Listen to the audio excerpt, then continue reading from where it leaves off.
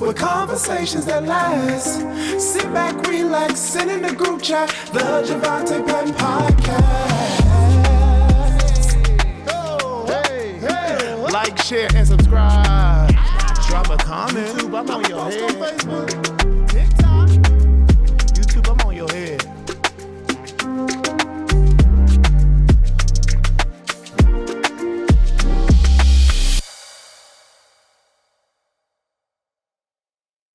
Hello, everybody. Welcome to my podcast. I am Jovonta Patton. Some of you may know me as a Stellar Award winner gospel artist, or you may know me as a community activist or a family man. Hey, whichever way you know me, from seeing me at a poster in Target or a commercial on the airlines of Delta, I am just a everyday man that has a whole bunch of great friends and network that I want to just share and just have conversation with. So episode 1 is today. So thank you. Clap your hands for me in episode 1. Yeah, there we go.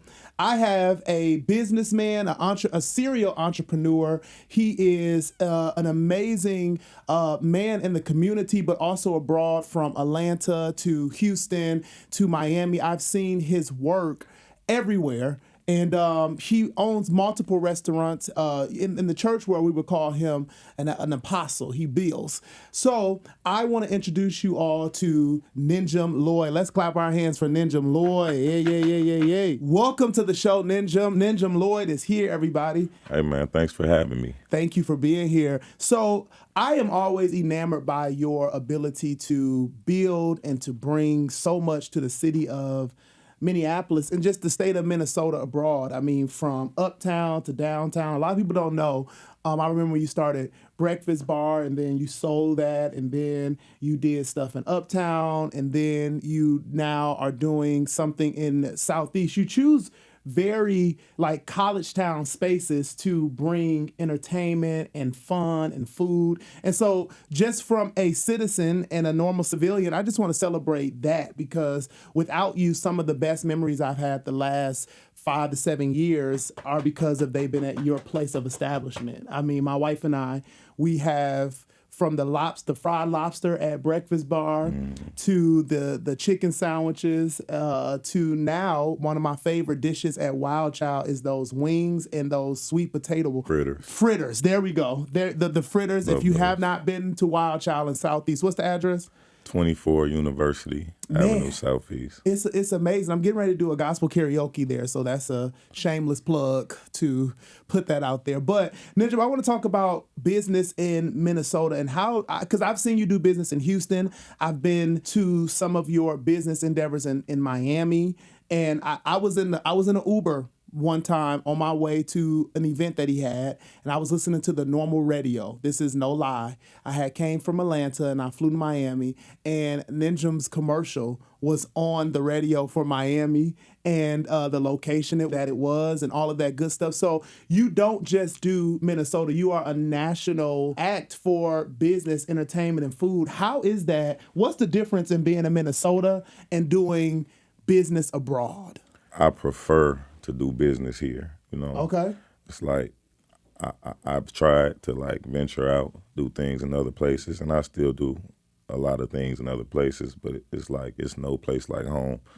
I think that Minnesota needs culture, so badly. Like Miami, Atlanta, all those other places you name, it's a lot of people there that brings a lot to the city, So it's a lot of places to go in Atlanta for the vibes, as we call it, right? Yeah, but Minnesota, it don't really exist, and a lot of people did things here, and it didn't work out, because obviously, we have a problem with violence. Ooh. And the violence usually affects those establishments. Yeah. But I think it's all about having respect, and I think the city respects me. They respect what I'm doing, what I'm trying to bring here. And so I just try to build safe spaces. Wow. And I just, like I said, I think Minnesota is just the place that needs it the most, Wow. So I always just try to bring it back home. No, I do agree, because when I go to North Loop, I feel like there's so much variety. Like you can go down one block with multiple young business owners and establishment with food and vibes. We even got the African spot. We got Nolo's. I mean, there is a variety where you can just choose a Friday night or a Saturday night to go have a safe, fun time in North Loop. And I feel like a lot of times our music isn't played, our memories, our history isn't played. And I feel like the establishments that you create provide us with a playlist of Kelly Price and Mary J. Blige along with food that we want cooked the way we would like it cooked. And that does not put it in a box of soul food, because I'm not a soul food person like that. And it's not soul food. It's not soul. It's just normal wings that I would buy at any restaurant. So the disparity gap is what you're trying to feel here, where it's like, I don't want to just be able to say, let's pull up at somebody else's establishment, give them money, give them our time, give them our influence, because people don't think they're an influencer because they don't have 20 million followers. You're an influence once you post something and say it's good to go to. Absolutely. And so we're clear, though, there is a culture in Minnesota. Ooh, there's a food culture in Minnesota. There's a vibe culture in Minnesota. There's just no black culture in Minnesota. And so I think like a lot of places they gave it a try, because obviously they respect our dollar, and we bring the black dollar, and they know how we bring it. But the stuff that comes with it is what they don't want. And so they got to a place where a lot of places in North Loop downtown, they stopped serving Hennessy, they stopped serving Patron, they stopped serving the things that they know that black people want, so that black people wouldn't come there. They know that they played certain music in their establishment, then black people would come, and they didn't want that type of crowd, so they stopped playing that type of music. So it's all about respect. I mean, in those places that you name, you know, a lot of them are still around, like Breakfast Bar, the things that we did. Still around. Yeah, and I love Breakfast Bar. I stopped through there last night. Love it. The catfish nuggets are incredible. Yeah, so the black culture still exists, and a lot of people always wonder, like, why I sell everything, you know, that I create. Yeah, tell me about that, because I do see that a lot. Like, you build it up, you utilize your influence, you utilize your network, you build it up, and then you give it off. Why is that? Because I'm like a creative, you know, so I'm in love with the creative process part. Yeah. Of it. Like I just like to create new things and bring new vibes to the city. Not really necessarily in love with the day-to-day operating part of it. Fair game. You know, and I think that a lot of people have like creator's block. I think a lot of people have money and they want to get into business, they want to own things, but they don't necessarily know how to make the right decisions when it comes to that, right? And so I like to give these people an opportunity to be entrepreneurs as well. Wow, instead of just being the consumer on everything. Yeah, because I feel like even right now, right, with what I'm doing with Wild Child, and it's a beautiful place. Beautiful. And Wild Child is going to be like to the point soon where I can branch off and do other things. But like with Breakfast Bar, that situation, I remember I was in there 6 a.m. to midnight every day, you know, and with me doing that so often, because it was like 7 days a week, I could never leave, so it put me in a spot where I couldn't be creative anymore. I couldn't branch off and do other things. I think Wild Child is different. I think Wild Child is unique in the sense of like, it's so calm, it's so cool. We know that Breakfast Bar had the hookah.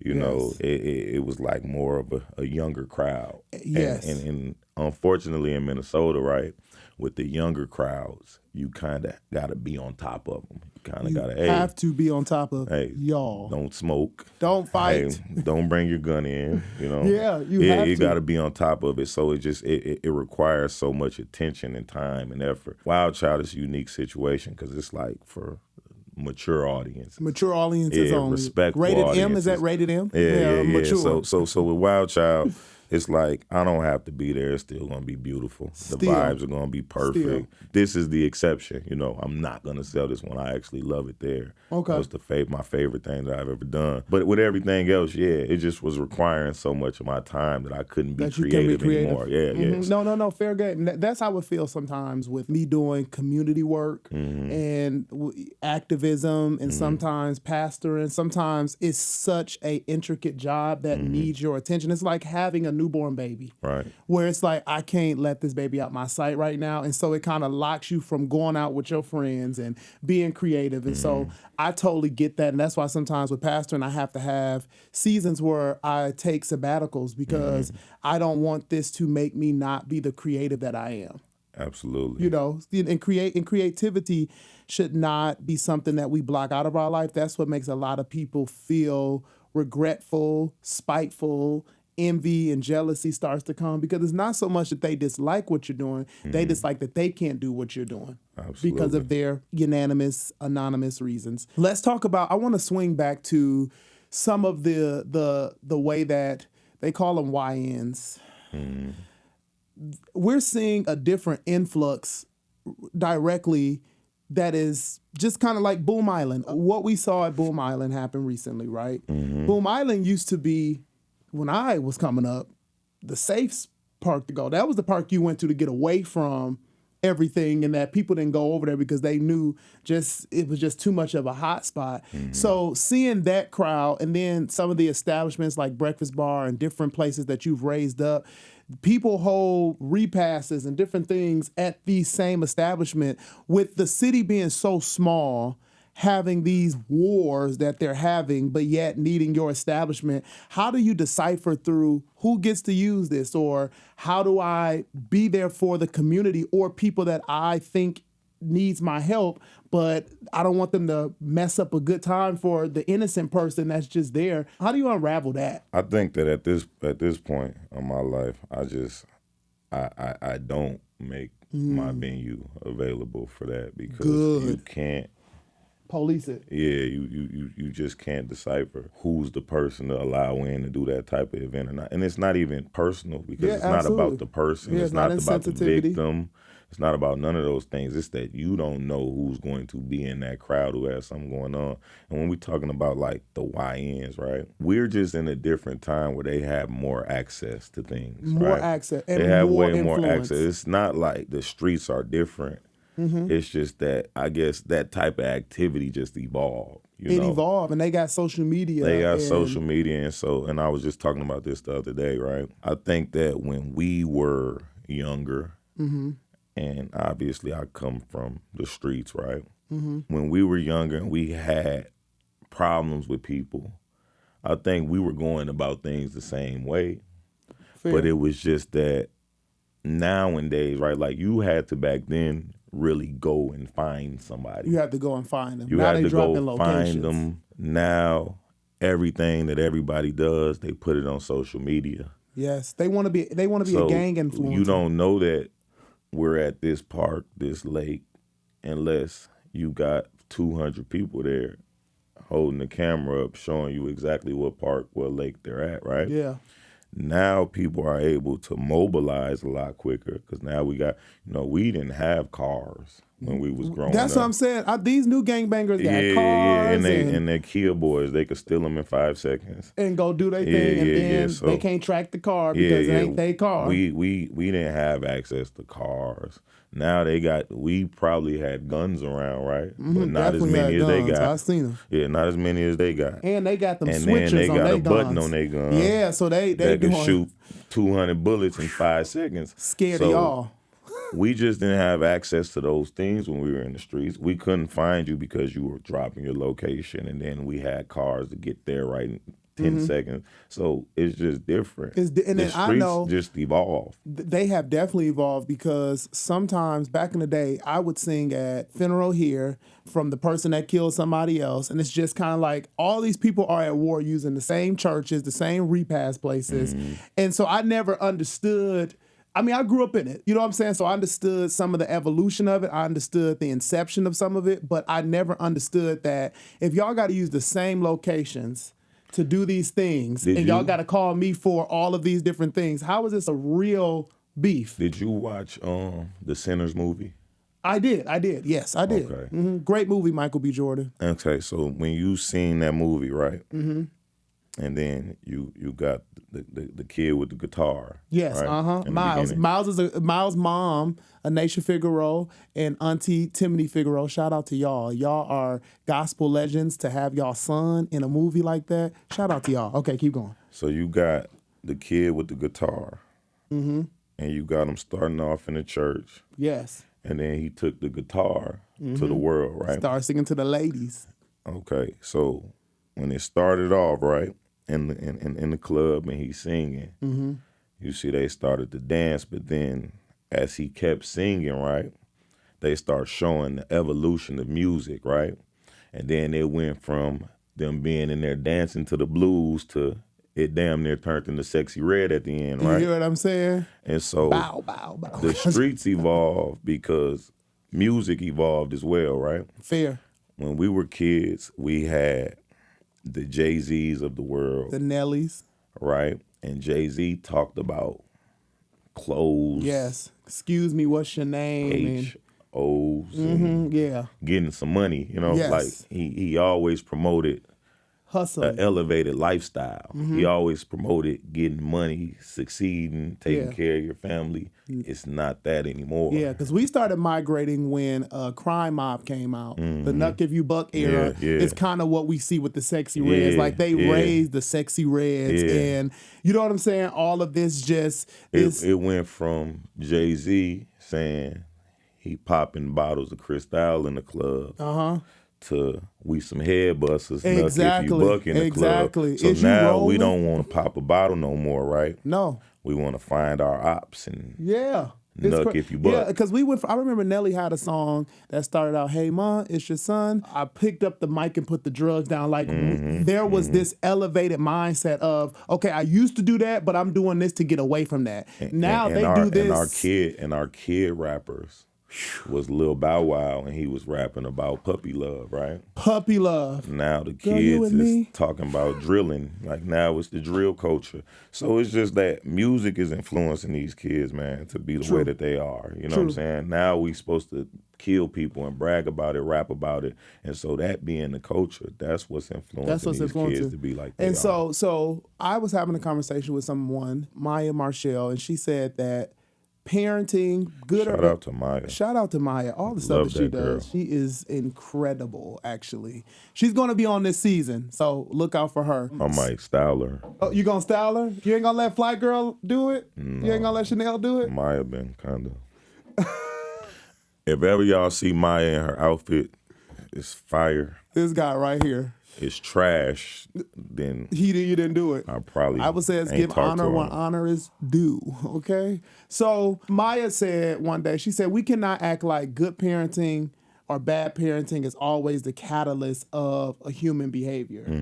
And so would you like to say that they're too influenced by the rappers and the songs now? Because even some of these kids, I go to suburban things. How does a suburban kid now want to dress, be tatted like a YN, and you never had that? But that you sometimes more afraid of them, because we see it even in the Somali culture. It's kind of like, how y'all gang? But like, As parents, right? There was never a how-to manual to how to be a good parent, good right? parent, So most times, right, we give our kids what we didn't have. And like that's with black people, with black parenting, that's kind of the way we tend to go about it. You know, if we didn't have money growing up, then we want to make sure that we get some money so our kids don't have to experience that. experience not having money growing up, because we know how bad that affected us growing up. And so it's no real like how-to manual on how to be a parent. I think that what you expose your kids to plays a huge role, and not necessarily because you yourself are doing YN activity, right? right. But when you give them too much access to social media, to watching YouTube, watching TV, and this is all they see, then the entertainment that they seek, right, that becomes their new parent. That's what's influencing them. You know, because if becomes they their new never parent. see it, all right, how can they want to be it? But you got to understand, like, in black culture that we spoke on earlier, right, the entertainers, the athletes, right, those tend to be our heroes. Yes. You know, because they have access to fame, they have Yes. access to money, so those tend to be our Girls, heroes. parties, Yeah. clothes. And so if our heroes are constantly talking about killing, drug dealing, that's who's raising your kids. So you got to be the hero in your own house. Wow. You You got to know, be the hero in your own house. you got to be the hero in your own house. So let me ask you this question, wrap this up, because that was a mouthful. You have to be the hero in your own house. Now I will go your own community, your own group chat, your own circle. Yeah, see, my children, they don't have idols that they see on TV. You know, They like see you. I try to, I try to be Yeah. there. When you walk in the house, Yeah. wow, you are it. Yeah, Because we have people like Allen Iverson and LeBron. You know what I'm saying? Like, look, like I had an encounter with LeBron James. I sang at a NBA game when the Lakers came here, and he spoke to my kids. Like he was coming out, he high-fived my kids, spoke to them, and so my kids went back to school the next day just on 10. But for them, LeBron is great, but my dad is the reason I'm here. And my Right. dad is getting ready to sing on the same court. LeBron's standing right there. So then the officials was trying to move LeBron, like move the family off. But one of the guys, he didn't know I was singing. So when I have my family with me, my kids, they should experience this entire scenario with me, right? So I'm like, my wife and stuff today. So the security like, no, y'all got to get off the court. And LeBron stops and he says, hey, that family can stay right here. Right. And then when I was singing, LeBron like, oh, he was a singer. You know what I'm saying? So me and LeBron are friends in my head. You know what I'm saying? Right. But the thing is, my kids, as much as LeBron was the hero, it was my dad is singing on the same court as LeBron. Yeah. Not so much that I sing LeBron and now I'm inspired only by LeBron being there. And I think that's what you're trying to say. Be the hero in your own house. Yeah. That doesn't mean you got to go sing at a game where LeBron is. Right, because you're world famous. Oh, gosh. Everybody's not world famous. I received the prophecy. Yeah, you're world famous. So your kids actually have a great hero to look up to because they see all of that. They see their dad on TV the same. They see their dad on billboards. See their dad on church with people following his word, and he's on. So it's different for you. You just got to give your kids purpose, man. You got to give them purpose. And LeBron is a great guy. He is great. You know what I'm saying? And if my son idolized and looked up to LeBron James, I wouldn't have a problem with it. Because LeBron James has kept his wife through all of that. He's put his son on. I seen yesterday for Father's Day, whenever this airs, but me and my family, we were out to eat. One of our favorite restaurants and on the lake. And so we saw Mike McConley. And he came in, Mike Conley, yes, on the Timberwolves. I don't know what number he is, but we saw him and he came in. Nobody was in the waiting area. My family was just waiting so we can be seated. She just didn't want to be bothered, which I actually understand that. So let me make that clear. He did not want to be bothered. So I was just kind of like, he must got reservations. He probably in the back. You know what I'm saying? So I'm just thinking this will be the same regimen and going in. So my family and I, we were seated. And he wasn't with his family. He was with one of his friends or agents or trainers. I don't know. He was with one man. Let's just say that. We don't know what he does. People started taking pictures with him. He started being nice. He had his hood off. He was very engaging. And so the server knows us. And he was like, I told him when he come by, like, come say hi to the kids. Because, it still is a NBA basketball player, right? Right. So the man goes the other way to avoid us. And it was just kind of like, is that why y'all? Let me shut up. But I said that story to put that in comparison with LeBron. I'm going somewhere over here. LeBron is so nice, a superstar, a family man. And Mike has a family as well, too. And I have our girls. So, you would think he would have that little heart like, oh, let me say hi to the girls or, a young family. My youngest kid is 5. We're a young family still. And there was just no energy there. It was just kind of like, but then all the white kids that came and said hi, he took pictures. I don't want to make this a race war, but I do want to depict it the right way. We were the only black family that was there, and it's Father's Day, so I would think you would be happy to see a black man with his wife and children on Father's Day. I just feel like there is, in Minnesota, from the basketball players on down, there is this just wedge between like being a hero here and being black. And then no connection to the black people, but then white people who have the money, who have the dads. If you were white at that restaurant, you got the money to be there. The thing is, you give them all their attention to black family, you just don't. And I see that so much with even some of the politicians, even some of the pastors. And why do you think that is such a repeated problem in all industries, in communities here with black men of power? It's kind of like, I can't even call on you to help me. A lot of people have that crab in the bucket mentality. My God. And once they make it out the bucket, right, they can't reach in because they scared to get pulled back in. My God. And so I don't even think it's personal. I think it's more of a complex. I just think that people just be scared, man. They scared of their own kind. They scared of their own kind. And so I feel like Cam Newton right now. Yeah, and so we clear, like, I think that's why I've always succeeded in everything that I've done, because I don't run from my people, you know what I'm saying? And that's why I said, like, difference. I can go do stuff in other places, but I always bring it back home because, like, these are my people. And you show that. Last question I'll ask. The last question was the last question, but this is really the last question because you got things to do. And he got to get back to Wild Child, Destiny's Child. Yeah, I'm not wearing these glasses because I think I'm cool. You're wearing those glasses because you had a good time at Wild Child. I had a Wild Child night. He had a wild night. So you celebrated Father's Day. This is post Father's Day, our first episode. So I got a black eye. He does not have a black eye. You guys do not believe that. But okay, I want to ask you this because I want to get you home. Why do you think? And I won't call it price gouging, but just from the Minnesota entrepreneurial standpoint, I see people are just overcharging for their businesses now. It's kind of like, and I understand if they had overhead costs, why, like, where it would make sense why you want to charge what you charge. But I'm seeing people, like, when I come to Wild Child, I must say that the prices are reasonable for the food. There is no cover charge, I believe, to even get in. So I could, vibes are just free. Food sold separately. So I'm looking at the prices. And I travel. So Wild Child is not my first. I'm not saying Wild Child is the best because I only stay in Minnesota. I go to Houston. I go to Miami. I go to Atlanta. And I see Wild Child all around the country. And you're fitting the mold for the place to be in those major cities.